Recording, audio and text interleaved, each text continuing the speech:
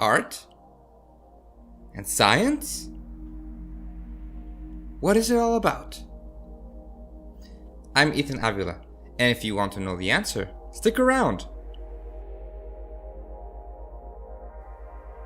There's no doubt about the importance of technology and science in the modern world. Without it, you wouldn't even be watching this video. Between electricity, Give my creation! self-driving cars, Learning the course as it's going, and artificial intelligence, Job is to learn about humans and show them how technology can make everyone's lives better. accessing to the biggest network of information just in your hand, Take a spin, now you're in with the techno set. You're going surfing on the internet. there's no way something can top it. Or can it? Art has been around almost the same amount of time that humans have been around in history. From cave paintings to Andy Warhol, art has been some sort of expression of ourselves, of our times, and in different mediums. But the idea of art can be very vague, and it's understandable. Art is difficult sometimes. For someone, something like this could be art. And for others, art relies more on the mastery of the technique. Between these two, we can assume there's a big variety of how art can be expressed. But, for the sake of this video, art.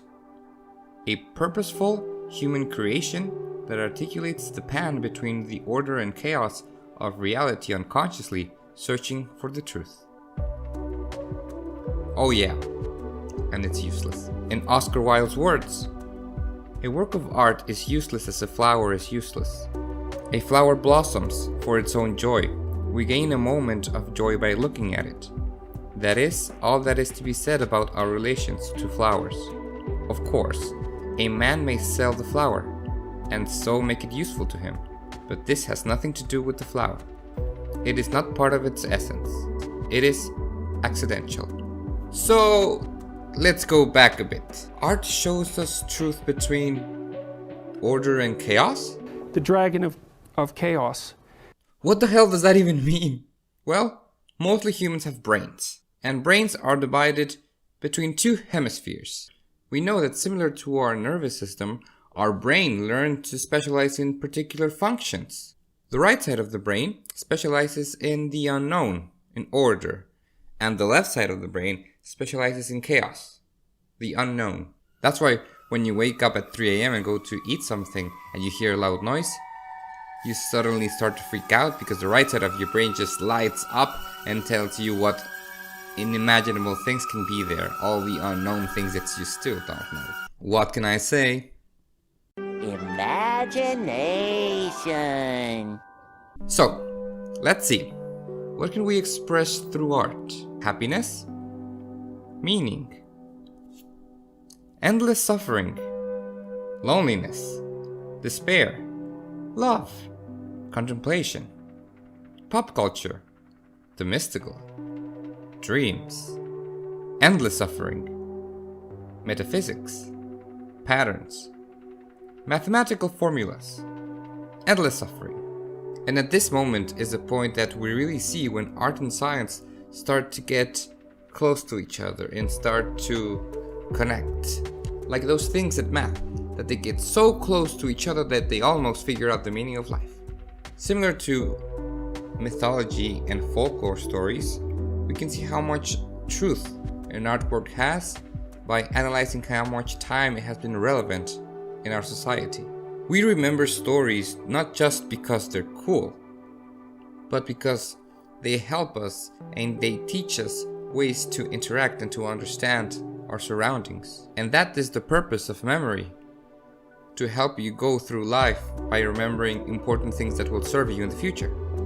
In this way, we can research and we can see the truth that art tells and analyze it compared to what we experience in the world. For example, Lynn Ispel's work on snakes suggests that Adam and Eve is the perfect story to retell human evolution, but that can take an entire video. Art and science shows the elements shared between these two fields and can serve both scientists and artists. Take for instance one of my favorite art and science projects, gold and silk. For hundreds of years, the idea of creating gold out of nothing has been played with by alchemists and early scientists. But in this work of art, this idea has become a reality. But this begs me to ask the question, what's more important, the art or the science? Is it art and science? Or should it be science and art? Science art? Science plus art? Or is it just technological art?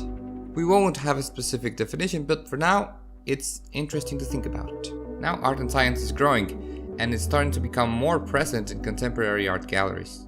With its innovative presence, this type of art engages and inspires everybody, including scientists.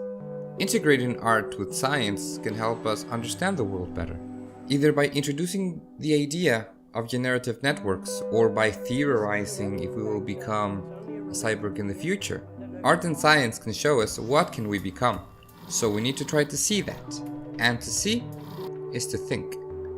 And without the power of our brains, we couldn't get where we are now. Art and science is young, but it's very promising. A lot of people are just starting to get into it. But is it a good idea to merge these two areas? Sure. Will it be problematic? Of course. Everything comes with stumbles, but if everything goes right, the end result will benefit us greatly. So, what do you think art and science is? Write in the comments. Don't forget to check out our social media. Stay safe.